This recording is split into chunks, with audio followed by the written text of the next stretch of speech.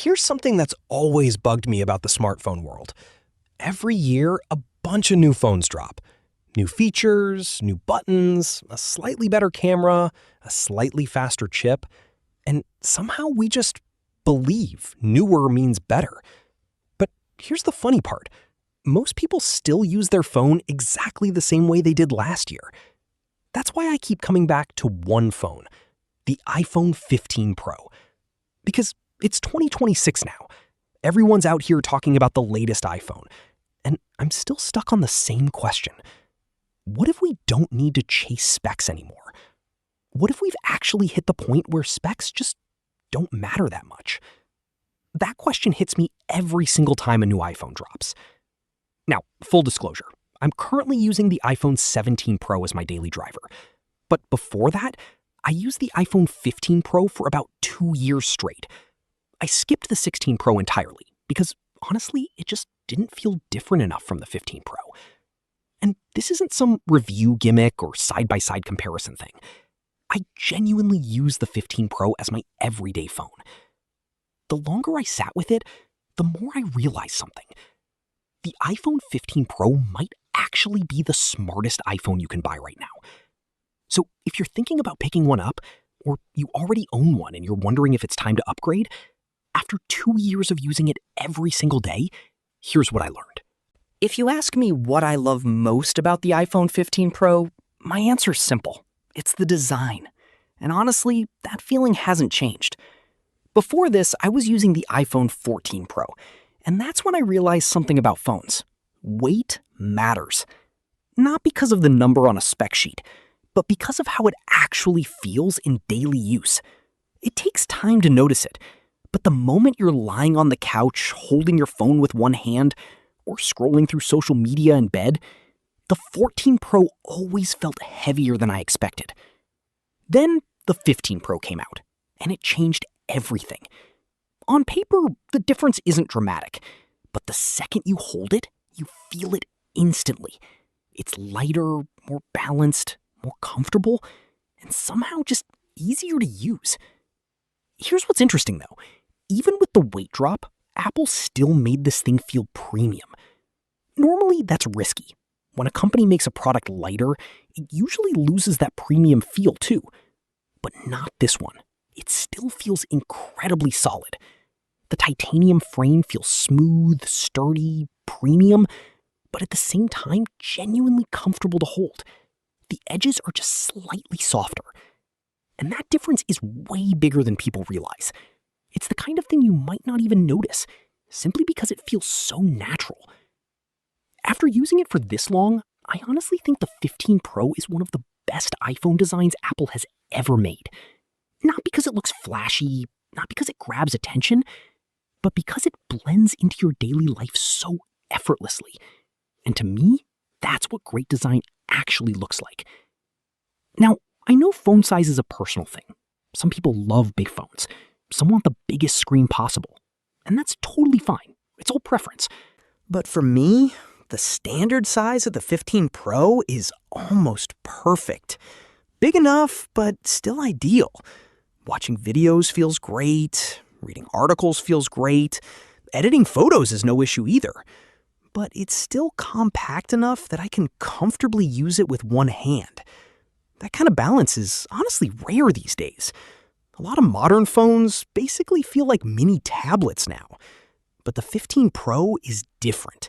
It still feels like a phone. And it's a really good one. Funny enough, after spending time with bigger phones, I've come to appreciate this even more. This might sound kind of boring, but here it is. The iPhone 15 Pro has never once made me worry about performance. And trust me, that's the biggest compliment I can give. Apps open instantly. Everything feels responsive, smooth, effortless. Not once holding this phone did I think, man, I wish this thing were faster or better. Even in 2026, that honestly still catches me off guard. Because if you've spent enough time online, you know how it goes. Every year, smartphones get labeled outdated. But the reality? The actual experience of using a phone hasn't really changed much at all. I switch back and forth a lot between the iPhone 17 Pro and my old 15 Pro. And if you handed both of these to someone and asked them to guess which one's newer, honestly, I don't think they'd notice a real difference. Because the core experience feels identical. Messages send instantly, photos process fast, apps launch right away. Everything just works, and works fast. After 2 years, it still feels exactly the same. And that brings up a pretty strange question. If the experience feels this similar, why do so many people spend so much money just to get something newer? Let's talk about the camera, because honestly, this is the number one reason people pick an iPhone over anything else. And truthfully, the camera is the biggest reason I recommend the 15 Pro. This is the kind of camera that makes you stop overthinking your camera. And that's exactly what I want from a phone. Shooting in daylight, the results are consistently fantastic. Colors look natural, details stay sharp, photos come out clean and smooth, without that overly processed look. Whether it's an indoor shot, something on my desk, a sunset, or just a quick snap while I'm out, the 15 Pro delivers every single time. Because at the end of the day, most people don't take photos to test a camera. They take photos to capture life. The people they love, the places they go, the moments they don't want to forget. And for that, the 15 Pro still feels incredible. What's even more impressive is how little the newer iPhones actually change that experience. Sure, there might be a small difference if you zoom in further, maybe a slight edge if you put two photos side by side, but in real life, most people, probably even you, won't notice. You shoot it, you share it, you save it. That's it. At night, the 15 Pro still impresses me. Low-light shots are good enough that I barely think about lighting conditions anymore. Restaurants, evening walks, city streets at sunset, it consistently delivers. Natural looking and instantly ready for your Instagram story. Now, you might be wondering, is the newest iPhone actually better?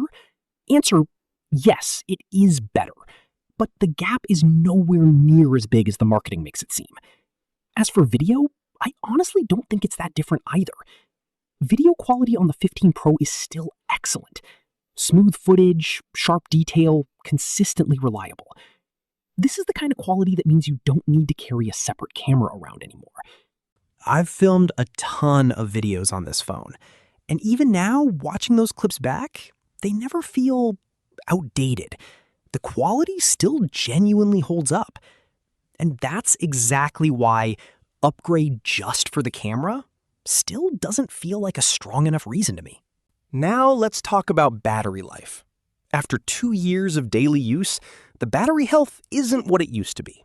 It's dropped down to 79%, and yeah, you can feel it. It doesn't last as long as it did when the phone was brand new, but honestly, I think that's completely normal. On lighter days, when I'm not using the phone too heavily, the battery still comfortably gets me through to nighttime. But on heavier days, when I'm really putting it to work, sometimes I'm reaching for a charger before the night's even over. And honestly, that's fine. Batteries are a component with a lifespan. That's just how it works. What actually surprises me is how many people use an aging battery as their reason to buy a whole new phone. But if you're genuinely still happy with your 15 Pro, and it's really just the battery that's not holding up, a battery replacement makes way more sense than buying a new phone. It's way cheaper, and it basically makes your 15 Pro feel brand new again. If you do decide to replace it, I'd recommend going with an original Apple battery. That's the safest way to make sure your phone keeps performing the way it should. Here's something I keep running into. A lot of people don't actually need a new iPhone. They just need a new battery in the one they already have. One thing I genuinely love, I can charge my 15 Pro with the exact same cable I use for all my other devices. So my desk stays way less cluttered, since I don't need a separate cable just for this phone. It sounds like such a small thing, but it honestly makes life a lot easier. If I sit back and really think through these past 2 years, here's what I've realized.